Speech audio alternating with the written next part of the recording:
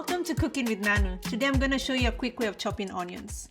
I'm glad I found this solution because I remember growing up and being in my auntie's kitchen and tearing every time I'd be cutting onions.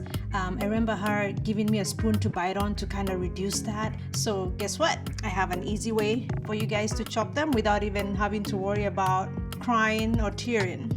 Now I'm going to go ahead and show you how to do it.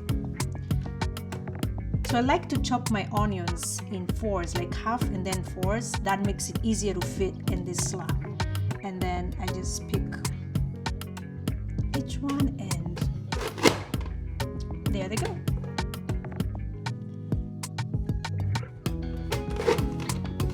And this takes away all the guesswork of the shapes and the perfection of it, and you still end up with perfect onions. Start doing the fun part, which is cooking.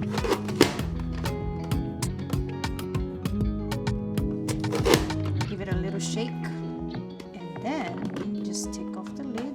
And look at that, here goes your onions. And you're ready to cook them.